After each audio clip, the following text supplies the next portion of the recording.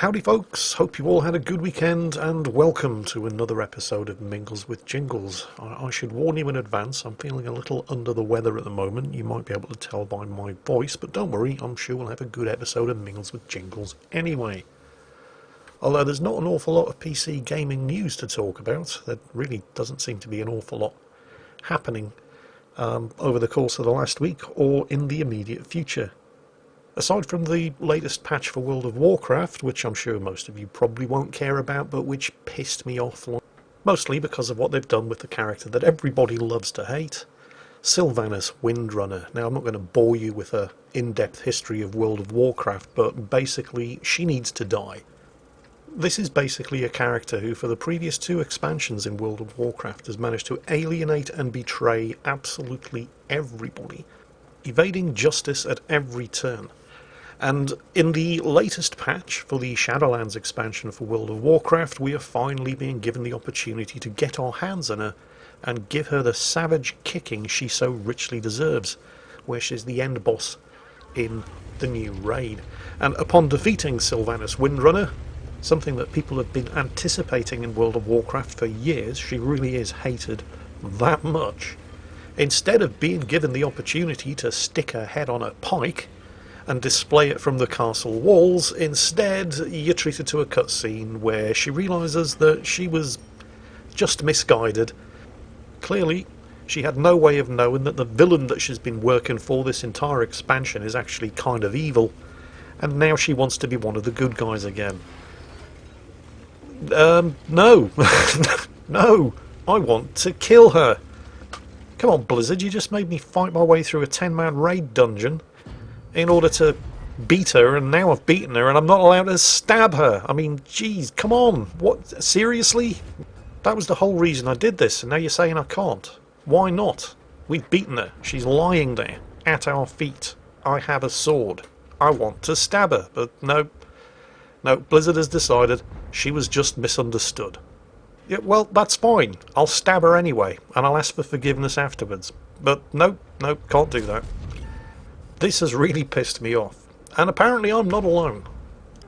The cinematic video detailing these events that plays after Sylvanas' defeat on the official World of Warcraft YouTube channel has received 4,400 likes and 13,000 dislikes. And in fact, Blizzard has gone so far now as to make the video unlisted. Talk about misjudging your fan base. There seems to be quite a bit of that about lately. Which actually leads me on to something connected to something that I discussed in last week's episode, where I was talking about the MMO whales.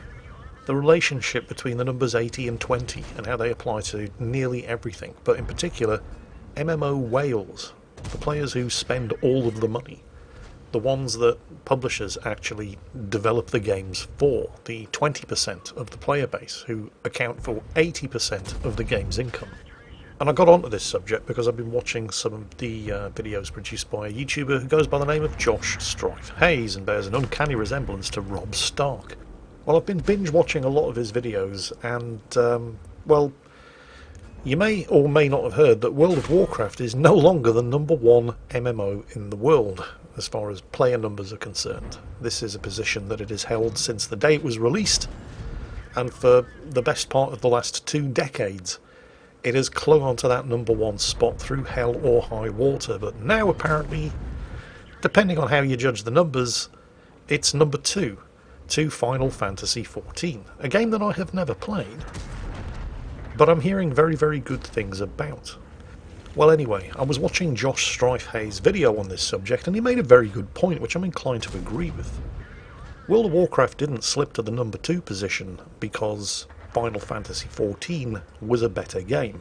It may be that Final Fantasy XIV is a better game, it may not, but that's not actually relevant. See, since World of Warcraft was released, there have been many, many new MMOs. Most of them have fallen by the wayside, but a couple have managed to gain quite a large slice of the MMO player pie. Final Fantasy XIV, obviously, but others such as Guild Wars 2, and I believe RuneScape is doing quite well, but they've never really been able to challenge the dominance of World of Warcraft. And Josh made the point, and I agree.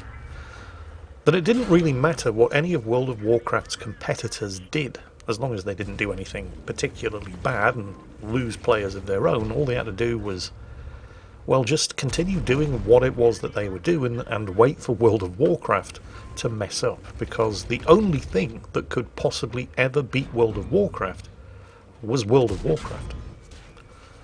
People have an investment. Call it the sunk cost fallacy if you must, but people have an emotional investment to a game where they have characters that are, well, I have some characters in World of Warcraft that are probably older than some of the people watching this video. And that's exactly the sort of thing that World of Warcraft is banking on, that it really doesn't matter what their competitors do. People are invested in World of Warcraft. They've spent a lot of time playing World of Warcraft. They don't want to give up on the friends, the relationships, the community that they're a part of with the characters that they've spent so much time playing over the years. So it doesn't really matter what new games come along. It doesn't matter if it's technically or objectively better than World of Warcraft. It's never going to beat World of Warcraft because people have that investment in World of Warcraft. The only thing that's going to convince people to jump ship is if World of Warcraft makes them do it.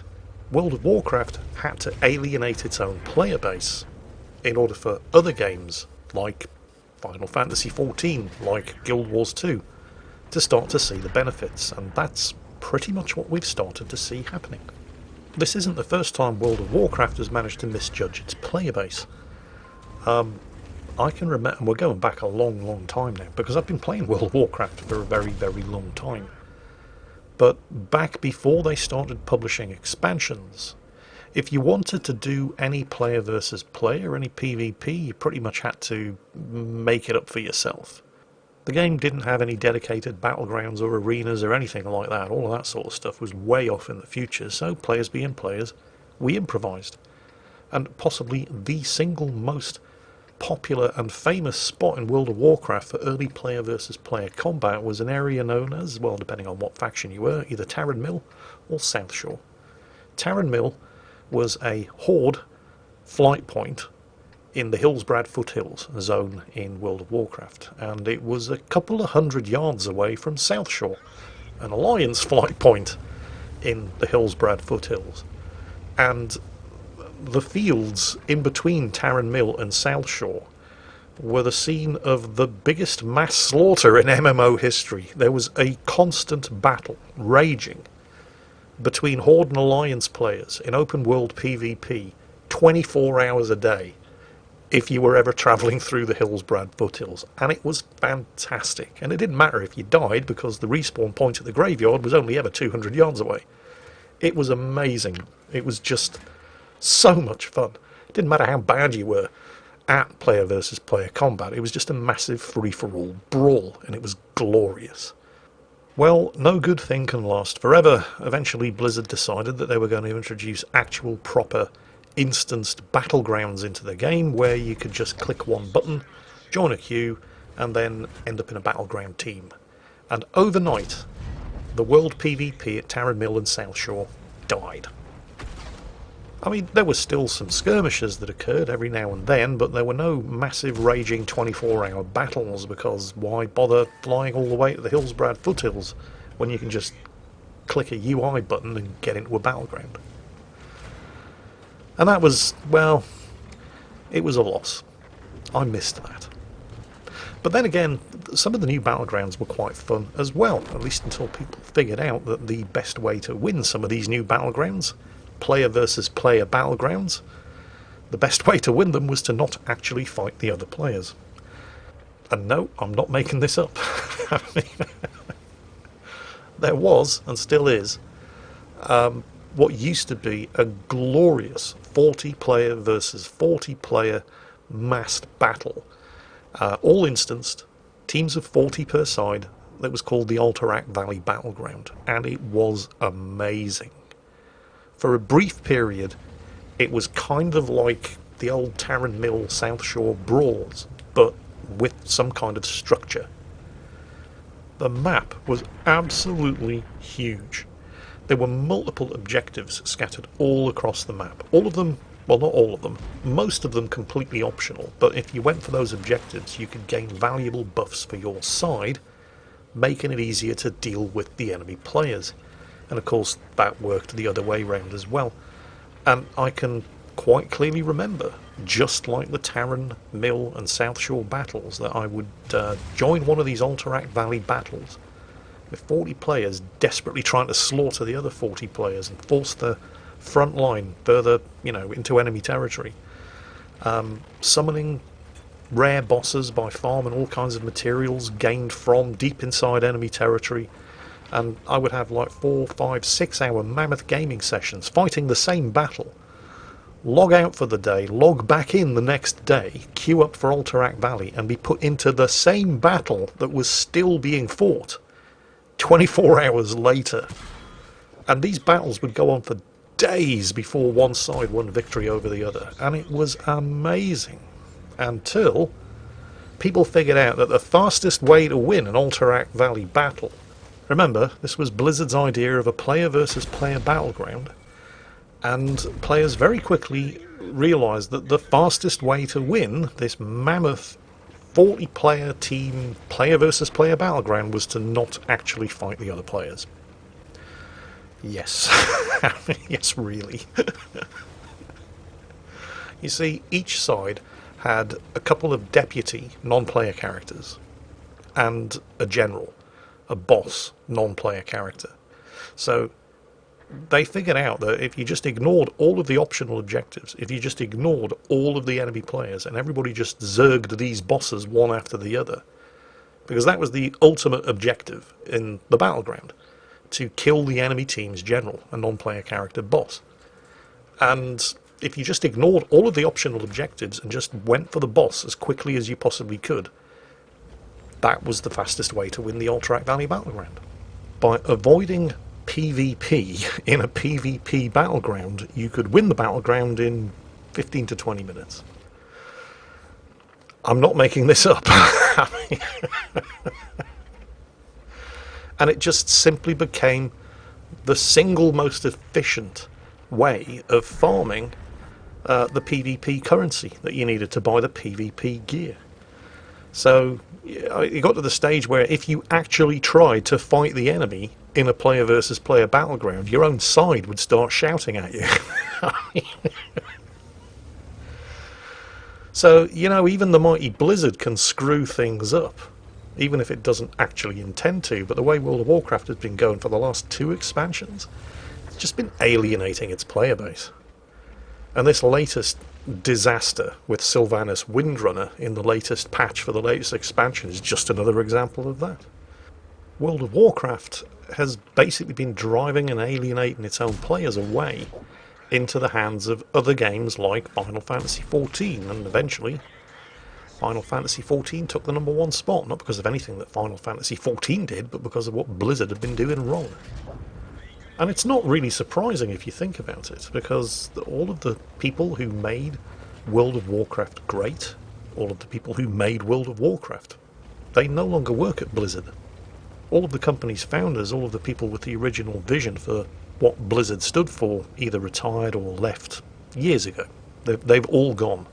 So now, all you're left with are a whole bunch of Activision bean counters and accountants. So it's not really surprising that things have been going downhill for a couple of years. And there are certain parallels here that you can draw with Wargaming.net. With games like World of Warships and World of Tanks, you could make a fairly compelling case that the developers or publishers, and they're the same people, Wargaming self-published their stuff, have been losing touch with what it was that made their games great in the beginning, and are starting, define starting, but that's the word I'm going to use, are starting to alienate their player base. And there was another video that I watched in the week since the last episode of Mingles with Jingles that is a fantastic example of exactly this sort of thing. So some of you may have heard of Klaus Kellerman, some of you may be fans and subscribers. He's a World of Tanks player from Canada. He has a unique personality. I like him, what can I say? And he's really been kicking the arse out of the YouTube videos over the course of the last couple of weeks. But one in particular is called Wargaming. I have proof you can fix the game overnight. Now, what Klaus is talking about here when he says fix the game, and this applies equally to World of Tanks and World of Warships, it's the imbalance in the matchmaker, which is possibly, I'm not saying definitely, but possibly the number one source of anger amongst the player base in both World of Tanks and World of Warships. We're talking about, like, for example, in World of Tanks, in a tier 10 battle, where one team gets 3 EBR 105s and the other team gets 2 T49s and something else that isn't an EBR. The team with the EBRs has won. Just, you know, if you're not on the team with the 3 EBRs, you don't even need to bother playing because you've already lost. Or, for example, one team for its 3 heavy tanks gets a platoon of Chieftain T95s, and the other team gets an AMX-50B and a pair of T110E5s, you know, whatever. Obviously the team with the 3 chieftains is going to win. And you see the same thing in World of Warships, where on 2 teams of 12, both teams get 3 destroyers, but one team gets Swedish and French destroyers that don't have smoke screens and have terrible stealth, and the other team doesn't. So one team is immediately at a disadvantage when it comes to challenging, taking and contesting cap circles. And then you look at the cruisers, and let's say there are 4 cruisers on each team, and one team has 2 Stalingrads and 2 Alaskas.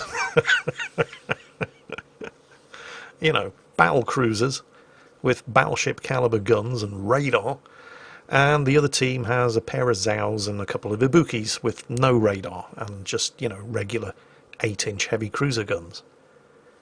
Because apparently dividing 4 radars amongst 2 teams is too complicated an algorithm for the World of Warships matchmaker. Well, that's what they would have you believe. You know, the argument has always been in both World of Warships and World of Tanks that the matchmaker is running at its capacity. If we had to impose additional constraints on how the matchmaker balances teams, then you'd be sitting in a lobby forever waiting to get into a match. It just wouldn't work, and it's all bullshit. It's all lies, and this is not a matter of opinion, it's a matter of fact. Because Klaus Kellerman discovered, when he got into the latest season of ranked battles in World of Tanks, that the matchmaker absolutely can do all of this. There was only ever one EBR 105 on each team, and if one team had an EBR 105, the other team also had an EBR 105. There was only ever one artillery. The matchmaker did a pretty good job of balancing the heavies, mediums and tank destroyers as well. If one team had 2 medium tanks equipped with autoloaders, then the other team had 2 medium tanks equipped with autoloaders. It might mean one team had a pair of Progetto 65s and one team had a Batchat 25T and a Progetto 65, but both teams had 2 autoloading mediums. It was the same with the heavies. If one team had 2 big, slow, heavily armoured heavies, the other team had 2 big, slow, heavily armoured heavies.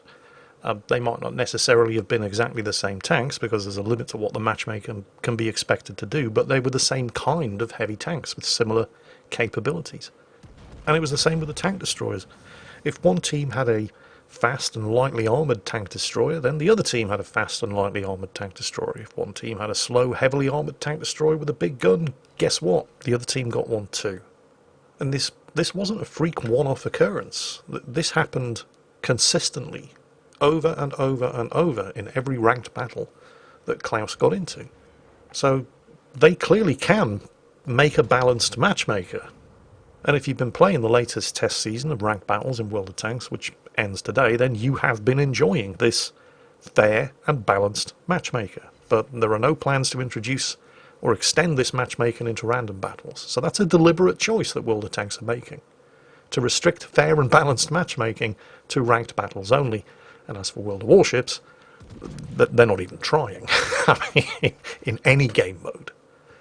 In World of Warships, you can still queue up in your Shimakaze and end up in a battle where there are 2 aircraft carriers on each team, and all of the cruisers on the enemy team are battle cruisers with radar, and all of your cruisers are light cruisers without radar, and, well, good luck with that. And there are no plans for that to change anytime soon. But here's the thing, though. Wargaming is in an unusual position. Unlike the position that Blizzard Activision are in with World of Warcraft, because in World of Warcraft, if they keep alienating their player base, and this is basically what's been happening, there are all kinds of competitors sitting waiting to snap up all of those disaffected World of Warships players, and that's exactly what's happened with Final Fantasy XIV. But if you're getting pissed off with World of Tanks or World of Warships, what exactly are your options? You don't have any. There aren't any other arcade, tank, or warship games. Don't tell me War Thunder. Okay? No. Look, and this is nothing against War Thunder, but it's a different experience. It's more realistic.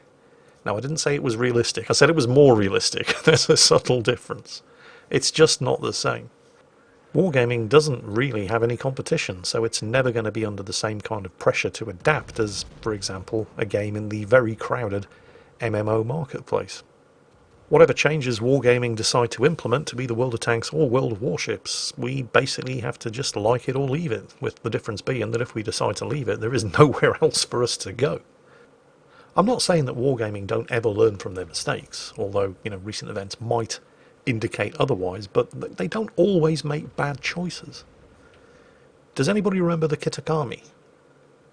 Originally, the Kitakami was, I think, the second premium to be introduced into World of Warships. It was a Tier 8.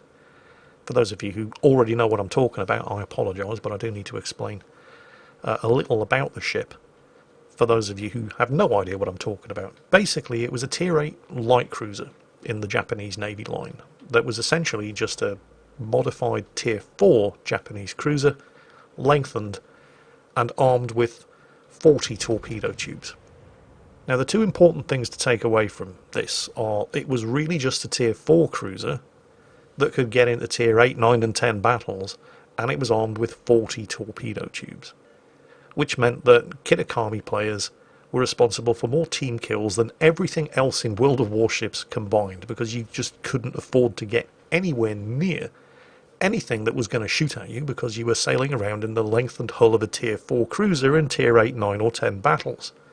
So Kitakami players, because they couldn't realistically do anything else, their guns were terrible, would kind of just sail around behind their teammates, launching walls of skill. 40 torpedo volleys in the general direction of where they hoped at some point in the future an enemy ship might be. And what happens when you launch waves of torpedoes from behind your teammates? You sink your teammates, yes. So there was a reason why Wargaming removed the Kitakami from the game and gave us the Atago instead. However, they tested a new Tier 10 version of the Kitakami a while back. And to their credit, they very, very quickly realised it would still be terrible. All of the reasons why the Kitakami was a terrible idea in the first place were still there. I mean, I have to confess, when they said we're thinking of reintroducing the Kitakami, I thought it was going to be fantastic. Because I'm stupid. But after testing it for a couple of weeks, they very, very quickly realised that it was terrible back when they first removed it from the game at Tier 8, and it was even more terrible in the new version that they were testing at Tier 10, because, 40 torpedoes fired from behind your allies is never a good idea. And to their credit, they could have just put it on sale anyway, and I guarantee they would have made a quick buck from all the whales and the nostalgia junkies who had forgotten just how bad the Kitakami actually was in the first place. But they didn't do that. They realised it was terrible, and they didn't put it on sale. However, since then, they've removed team damage from the latest patch. So I would not be at all surprised, now that the Kitakami is no longer a direct liability to the team that it's on, I would not be at all surprised if we were to see it back at some point in the future. I mean, it's still going to be an absolutely terrible ship, but it's not going to be able to sink its own teammates anymore. All of which kind of brings me on to a question that was posted on the Salt Mines Discord server by McJibe. You might remember that name. I've definitely featured him in a video or two recently. And he had this question to ask. Do you feel that during the periods between announcing and adding a ship or a new mechanic or a significant change made to the game, and by the way, I suppose this question applies equally well to World of Tanks. You know, they've just reworked the high explosive mechanics and people are not happy about it. Do you feel like during the periods between announcing and adding a ship or new mechanic or a significant change made to the game that the World of Warships community may go a little overboard with how good or bad these changes will be for the overall game? As an example, the new German destroyers, that are more like light cruisers, this line was kind of ripped apart by the community before it actually went live based on their stats and how bad they looked. I will admit I was in that camp as well and thought they looked quite crap, but after I got to the tier 8 I really started to enjoy the ships. I'm now at the Elbing, which is the tier 10, and I can safely say I both enjoy it and think it's quite good. Tying this back, would you agree that when the community develops a first impression of new content or changes, it may not always be the correct impression? Could it be the fault of Wargaming for failing to communicate the announcements or changes or additions properly? That's a really good question, and I do think he has something there. I mean, I'm definitely not saying that Wargaming are always right and we're always wrong, but we've been wrong before. Do you remember when the RPF skill was introduced? Radar position finding or radio position finding? Basically the marker on the screen that pointed towards the closest enemy ship. I and many others said that this was going to ruin late game gameplay when, for example, one team was ahead on points but down on ships, and the only way for the enemy team to win was to hunt them all down and kill them. Prior to the introduction of the RPF skill, you could do that by hiding, and they would have no idea where you were. And I predicted that this was going to be a disastrous change for the game, and I was absolutely wrong. We all were. Years ago, when Wargaming announced that they had plans to make World of Warships an esport, I laughed long and hard and predicted that there was absolutely no way that a game with as much inbuilt RNG as World of Warships could ever succeed as an esport. I found the whole concept hilarious, and then of course the Kings of the Sea tournament came along and totally proved me and everybody else wrong.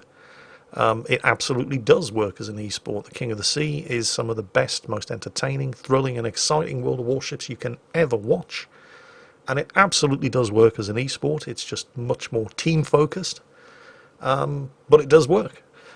We were wrong. We're not always wrong though. When Wargaming announced the Commander skill rework, in particular, but not limited to the Deadeye skill, although that was the poster boy of the Commander skill rework, everybody said it was a stupid idea. It was just absolutely not the kind of skill you wanted to be giving to battleship players. You didn't want to be encouraging, incentivizing and rewarding them for sailing around at the back of the map and taking pot shots at maximum range. But no, Wargaming thought they knew better, and so of course they went ahead, and we were all proven right. I mean, there are some things that you don't need to play test to know are going to be bad ideas, and this was one of them. So bad, in fact, that we didn't just have a Commander skill rework, we had a rework of the Commander skill rework, and months later we're now in the process of having a rework of the Commander skill rework. Who knows? Maybe Wargaming will eventually get it right. I remain unconvinced. I've seen all of the new skills. Some of them look quite good. Some of them look absolutely terrible. I have no doubt that it will not be too long before we're having a rework of the rework of the rework of the Commander skill rework. You know, I mean, call me a bluff old traditionalist, but I kind of fondly remember the days when I could pick a Commander skill and just know what it did because it was obvious. You know, you pick this skill, 10% better concealment. You pick this skill, your gun turrets turn 10% faster. You know, simple skills that work, and you understand them, and there are no special circumstances that trigger them. No skills where you pick this and every second Tuesday of the month this might happen, but it probably won't. And if it does happen, you won't actually know it because the game doesn't actually give you any kind of indication that the skill is active. You know, I miss it when things were a bit more simple than they currently are. I mean, I've been playing World of Warships for 5 years, and I'm looking at some of these new skills in the rework of the rework of the rework, and I just don't understand what they do. Can you imagine a new player logging into World of Warships for the first time today and looking at his commander skills and trying to figure out what they do. Good luck with that.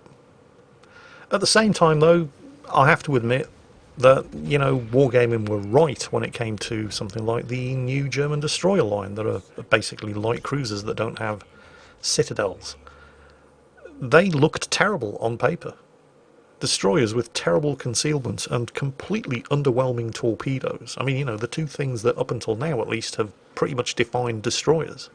Armed with guns that up until now you've only really ever seen on light cruisers, but at the same time, despite being light cruiser armed, are utterly terrible at fighting other destroyers. It just seemed like an utter disaster on paper, but in practice they're actually pretty good. It's absolutely true, as McJibe says, that some things just don't translate well from the pages of the dev blog into the reality of gameplay, and you have to actually play them to get it and see what the point is. The new German destroyer, I keep wanting to say cruisers because they play more like cruisers, but yeah, the new German destroyers definitely fall into that category. So you can't always predict how good or bad something is going to be based on what you read on the World of Warships developers blog. But sometimes you can. The commander skill rework is an ongoing example. Well, I wanted to wrap up this episode of Mingles with Jingles by talking about something that popped up in a World of Warships video recently. Which one was it? Let me just quickly check. Okay, I'm back. I've had a look. I think it was the painkiller video that went up last week, where at some point during a battle, our protagonist was facing an enemy battleship. I believe it was the French Strasbourg, and I ended up calling it a Barrasque, which, for those of you who don't know any better, is a medium tank in World of Tanks. Now, a couple of things here. First of all, nobody is surprised by this. I'm infamous for getting things wrong, particularly naming things. Getting the right identification is something that I constantly struggle with. But I feel like, and I know this isn't going to, stop anybody taking the piss out of me because of it, because I'm going to keep doing it. It's just the way my mind works. But I thought I should explain what actually happens in my head when I'm making these kind of cock-ups. You see, I'm watching the video. Yeah, I've got it there in my editing suite. And I can see that it's a Strasbourg. I think Tier 7 French battleship? Whatever. I'm looking at a Strasbourg. I know it's a Strasbourg. But in my head, for some unexplained reason, I'm thinking Bourgogne, which is another French battleship. But what comes out of my mouth is Barrasque. It's an instant process. I look at the screen, I see a Strasbourg. For some reason I'm thinking Bourgogne, but that gets lost in translation on the way to my mouth, and instead I come up with a French medium tank in World of Tanks. That's the process. That's how and why it happens. It ain't going to change anytime soon, because I'm not getting any less crap as I get older.